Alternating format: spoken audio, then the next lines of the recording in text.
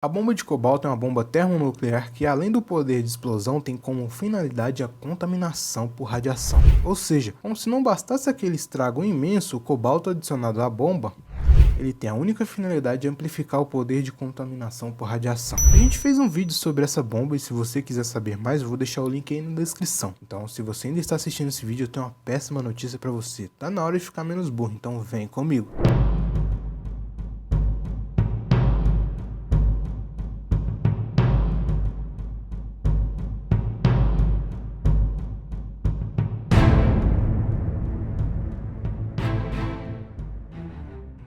Mas antes de começar o vídeo, deixa aquele like gostoso que eu sei que tu tem, porque a gente tá entre amigos, então não precisa mentir. Se inscreve no canal se ainda não for inscrito, comenta alguma coisa massa aí que eu vou responder e dar amei em todos os comentários. Se isso for demais, é só dar uma fortalecida pra gente no Pix aí que é mais fácil pra vocês e ajuda a gente Pax. Ai. É tão bom se fosse assim, né, gente? O que aconteceria se uma bomba de cobalto fosse jogada na Fossa das Marianas? Você já se perguntou o porquê de se chamar Fossa das Marianas? Lá não é um lugar uniforme nem plano. O lugar foi nomeado assim em homenagem ao navio dos pesquisadores que descobriram lá em 1984. Vocês sabem qual foi a bomba mais poderosa já desenvolvida pela humanidade até esse exato momento? É uma bomba que foi explodida como teste no Mar Ártico pela União Soviética em 1961. Essa é a famosa Tsar Bomba, é a bomba mais poderosa já feita. E aqui vai um outro fato sobre ela. A potência dela é de cerca de 50 a 57 megatons. A força de sua explosão é equivalente a 3.819 vezes a explosão da bomba nuclear de Hiroshima. Porém, essa é só metade da potência que ela tem, pois bem lá no início ela foi projetada para ter cerca de 100 megatons de força. Ou seja, é só dobrar essa quantidade absurda de potência por 2. E por que ela foi diminuída pela metade? Pelo simples motivo dela estar muito potente. Se ela assim, com metade da força já é cerca de 3.819 vezes mais forte que a de Hiroshima, imagina se ela tivesse sua potência original. A bomba de cobalto, como eu havia dito anteriormente, é bem semelhante a uma bomba desse porte, porém apesar de ser uma bomba termonuclear, ela tem um potencial para fazer estrago um pouco maior, porque ela foi pensada para ser uma bomba suja. Bombas sujas, elas têm a intenção de causar estragos a mais longo prazo do que curto, tá ligado? Tipo, não é pra fazer o estrago ali agora, é pra fazer o estrago e ficar pior no futuro. Não que uma explosão nuclear já não seja o suficiente, né? A explosão nuclear faria com que o cobalto 59 se convertesse em cobalto 60, que é radioativo. Eu não vou nem citar minha vida que isso tem pra não estender muito o vídeo, mas eu digo que no geral o local contaminado ficaria assim por um bom tempo. Antes de tudo, eu tenho que deixar claro que aqui é uma versão em que a bomba de cobalto veio existir, foi testada e funciona. Por que eu falo isso? Porque ela não existe, ela chegou a ser pensada, mas não foi fabricada. Isso de certa forma é muito bom, afinal de contas não precisamos de mais armas destrutivas, não é mesmo? Agora voltando ao assunto, imagina que além de ter causado toda aquela destruição de Hiroshima e Nagasaki, o local ficasse contaminado por radiação semelhante ao que aconteceu em Chernobyl. Que aliás, nós também fizemos um vídeo a respeito e se você quiser assistir o link vai estar aí na descrição. Se esse fosse o cenário, as coisas ficariam bem pior, não é mesmo? Agora vamos à Fossa das Marianas. Lá é o lugar mais profundo no mundo e se encontra no fundo do mar. Ah, e uma curiosidade, esse é o lugar mais profundo que um homem poderia chegar sem ter que escavar. Você deve estar se perguntando, explodir uma bomba lá poderia causar uma grande destruição, alguma coisa tipo um desastre, um tsunami, essas paradas assim? Então vamos começar com uma Tsar Bomba da vida pra gente ter uma base de destruição que pode ser causada. A gente pega essa bomba extremamente potente e coloca lá no fundo da Fossa das Marianas.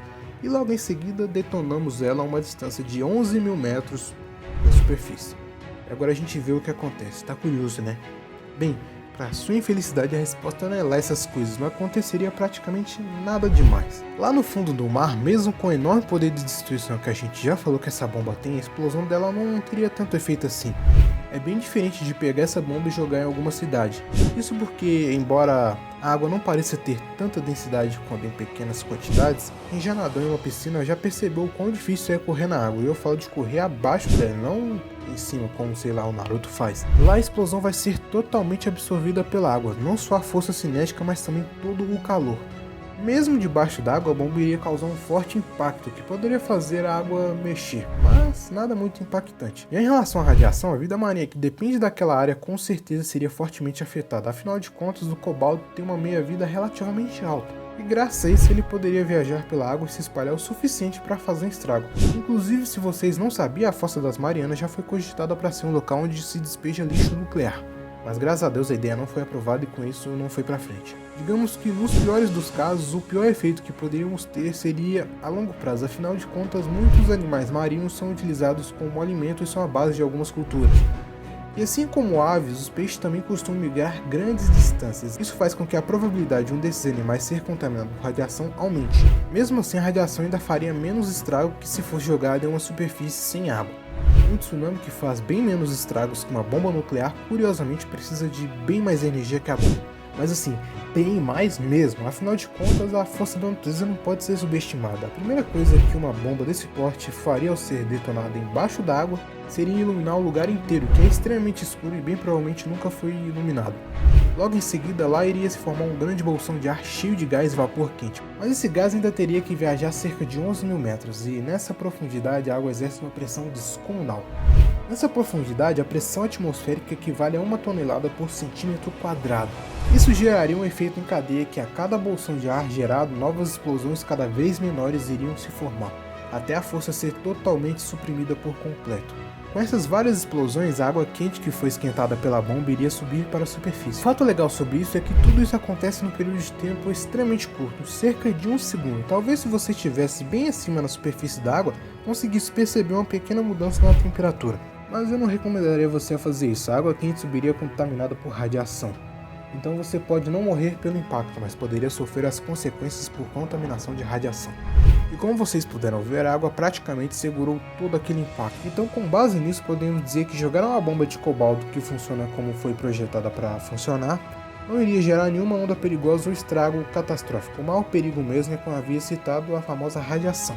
Existe uma teoria que diz que poderia causar um grande estrago, mas por causa das placas tectônicas que estão lá no fundo da fossa. São duas para se ser mais exato, são as placas do Pacífico e da Filipinas. Essa explosão poderia desencadear um efeito em cadeia, que faria com que essas placas entrassem em atividade, e com isso podendo causar tsunamis e terremotos. Mas eu tenho que deixar um aspa bem importante aqui, porque... vou explicar. A bomba ela tem muita força, mas não para causar esses tipos de desastres naturais, tá? Mais para um efeito dominó, como se precisasse de um empurrãozinho para o motor pegar no tranco, entende? Então nunca fale que essas bombas podem causar terremotos ou tsunamis. Embora o que eu acabei de dizer não passe de uma teoria, afinal de contas isso nunca foi provado e muito menos aconteceu, eu aposto que vocês ainda não estão satisfeitos, né? Afinal de contas a gente vê isso e pensa, pô, isso devia causar um tsunami, destruição, mas tô decepcionado. Se eu contar pra vocês que algo parecido com isso já foi feito, vocês acreditariam? Sim, uma bomba nuclear já foi explodida embaixo d'água. Conhecido como Operação Wigwam, em 1955 foi usada uma bomba nuclear. Ela foi detonada a 610 metros de profundidade na água, e bem na superfície a poucos quilômetros dali estava um navio flutuando tranquilo na água. Marinheiros presentes no barco no exato momento da explosão relataram que não sentiram absolutamente nada. 610 metros chega a ser um pouco mais de meio quilômetro, ou seja, não dá nem um quilômetro. Agora imagina lá na Fossa das Marianas, onde são 11 mil metros, o equivalente a 11 quilômetros. Lembrando que quanto mais profunda a bomba estiver, mais força ela vai ter que ter para fazer alguma coisa. A propósito, vocês sabiam que desde 1966 os testes nucleares foram permanentemente proibidos no mundo inteiro? Inclusive também é ilegal enriquecer urânio. Por quê? Porque para fazer bombas, o urânio não é usado na sua forma mais pura. Ele precisa ser enriquecido para atingir as condições para fazer explosão por fissão ou por fusão. Essa ilegalidade ela foi criada pelo Tratado de Não Proliferação de Armas Nucleares, também conhecido como TNP, onde os países que têm armamento nuclear não podem transferir esse tipo de armamento para outros países que não tenham, e os que não têm não podem aceitar ou fabricar. O que acontece se você violar esse acordo? Em primeiro lugar, não é uma regra imposta, é um tratado, e sim, o Brasil faz parte. Se você violar o tratado, você perde os benefícios. Quais são os benefícios? Afinal de contas, por que um país que não tem esse tipo de armamento iria assinar um acordo assim? É bem desvantajoso, né? O benefício diz que se um país atacar com armamento nuclear outro país que assinou o tratado e não possui o tipo de armamento, os países que fazem parte do tratado e possuem esse armamento devem atacar o país agressor. Olhando por esse lado é bem interessante, afinal de contas, muitas armas nucleares fazem com que a tensão aumente.